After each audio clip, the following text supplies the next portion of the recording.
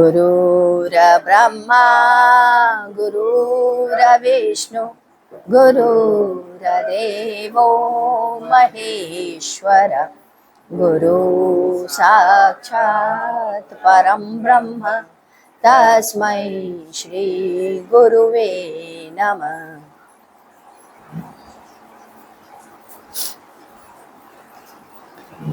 कल हम लोग पढ़ रहे थे किस तरीके से उस बालिका में माँ के दर्शन हो रहे थे, उसकी चर्चा गुरुदेव हम लोगों से की। उसी में आगे बढ़ाते हुए हम लोग पढ़ते हैं, ऐसे ही गुरुदेव एक बार ध्यानपुर गए थे। वहाँ लाल बाबा के आश्रम, उनके साथ 2-3 साथी और भी थे। उन्हें आश्रम में सबसे ऊपर वाले मंजिल पर टिकाया गया था, कमरा मिला। ये लोग बैठे थे कि एक पंजाबी सज्जन करीब 25 वर्ष की आयु का था, उनके पास आया। उसके साथ परिवार भी था। उन्होंने कहा, आप लोग बोर तो नहीं हो रहे? आइए कुछ खेल खेला जाए, हम आपके पास बैठ जाएं। आप लोग के पास पैसे हैं? गुरुदेव के पास 10 पैसे के या 5 के सिक्के थे, जो कि उन्होंने बताए। उन्होंने उनके आगे रख दिए। पंजाबी व्यक्ति ने कहा, आप इन सिक्कों को अपनी मुट्ठी में डाल लें। आप अपनी मुट्ठी को कसकर बंद कर लें। ये सिक्के अपने आप उठ करके आपकी मुट्ठी से चले जाएंगे। लोगों ने कहा, ये खेल इनके साथ ही करवाया जाए। गुरुदेव ने कहा, आप अपनी शक्ति का प्रयोग नहीं करेंगे। उन्होंने कहा, आप भी कुछ नहीं करेंगे।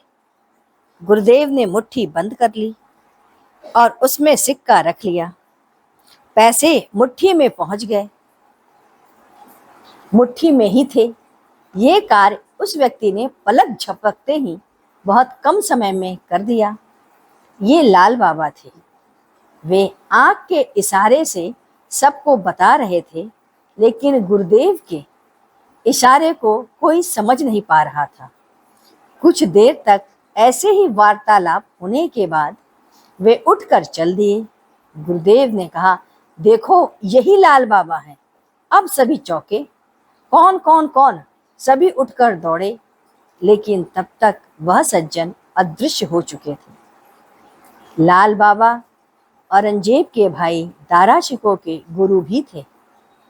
उनके मरे हुए 300 वर्ष बीत चुके थे।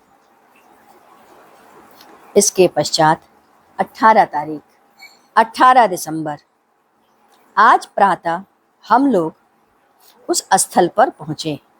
वंदना भी आई थी। वंदना कुछ उदास थी। कुछ दिन पहले गुरुदेव ने उन्हें खाना लाने के लिए पूर्णतः मना किया था। गुरुदेव उनसे समझा रहे थे। हम लोग ऑफिस चले गए। वंदना, अलका, गुंजन, ये लोग मिलकर कृष्ण जी का कपड़ा बदली। उन्हें जाड़े का कपड़ा पहनाया गया। कमरे की सफाई की गई।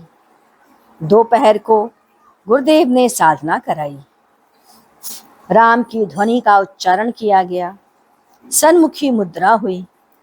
कुंभक करके आज्ञा चक्र पर प्रकाश देखना, कानों से ध्वनि सुनना।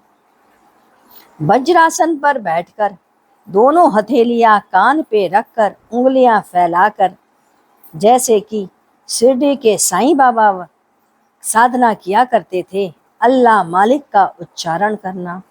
मालिक कह के नाभि को आगे और पीछे करना।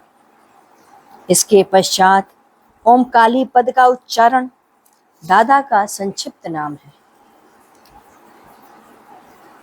पुनः आसन पर बैठकर नाक के अग्रभाग का ध्यान करना। उसके बाद आंखें बंद करके आज्ञा चक्र पे ध्यान को स्थिर करना। यह समस्त क्रियाएं और साधना उन्होंने हम सब से करवाई। इसके पश्चात 19 तारीख, आज प्रातः गुरुदेव अपने स्थल पर नहीं थे। किसी कार्यवश ऑफिस के काम के लिए वो चले गए। 1 बजे के आसपास वो वापस आए। चरण प्रक्षालन और वंदना हुई। तहरी बना। उसी स्थल पर हम सभी लोगों ने उसका भोजन किया। शिखा, मेरा परिवार, बलराम की पत्नी, रेणु और मदन रहे। आज गुरुदेव ने कहा कि स्वर्ग की 3 श्रेणियां होती हैं। प्रथम स्वर्ग निम्न योनि अर्थात पितृलोक में लोग रहते हैं। इसमें इंद्र और अप्सराएं होती हैं। इनमें कामनाएं और वासनाएं रहती हैं। इनमें पुनः से आवागमन होता रहता है।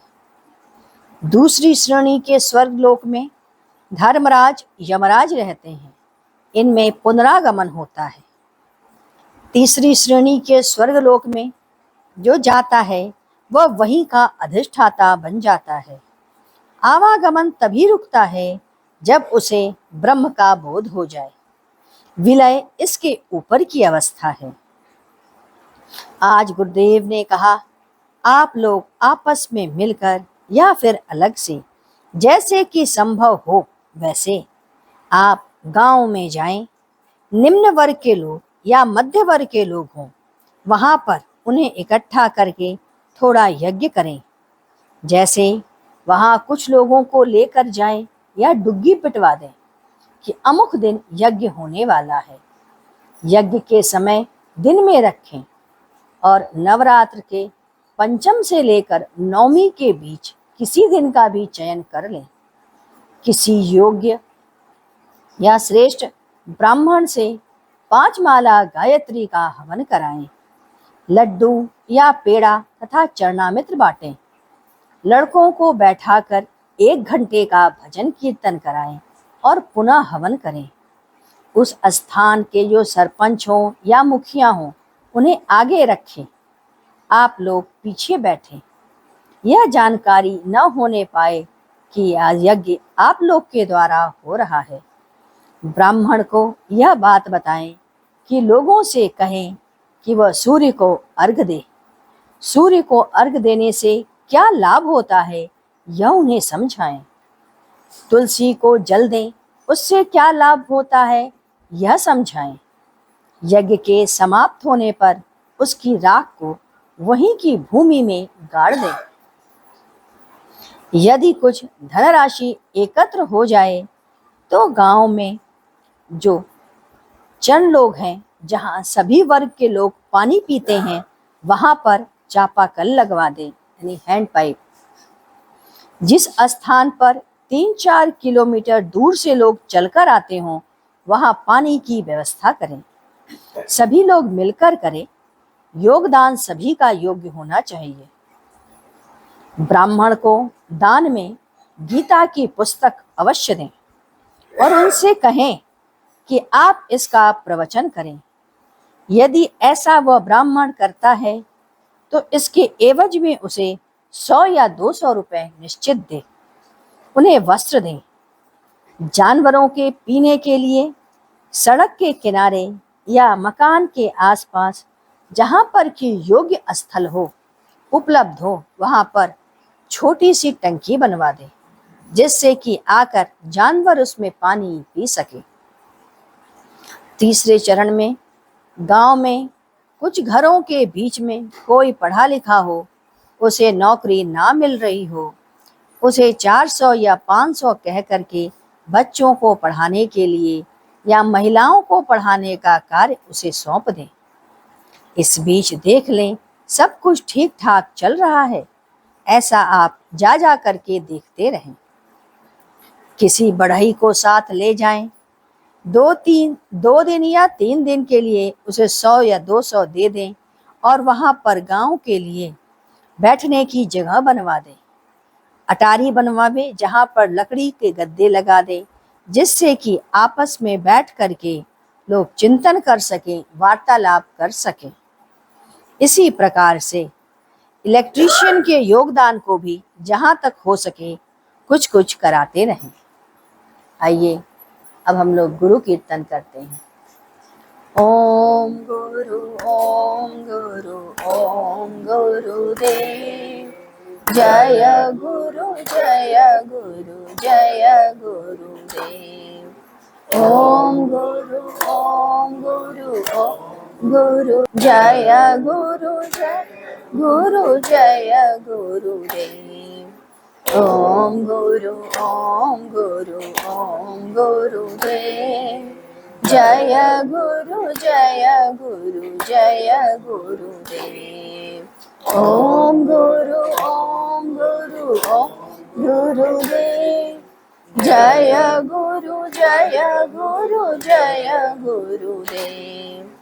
ओम गुरु ओम गुरुदेव। जय गुरु जय गुरुदेव। ओम गुरु गुरुदेव। जय गुरु जय ओम गुरु गुरुदेव। जय गुरु जय गुरुदेव। बोलिए सद्गुरुदेव महाराज की जय। सद्गुरु तुम्हें शत शत नमन। सद्गुरु तुम्हें शत शत नमन। सद्गुरु तुम्हें शत शत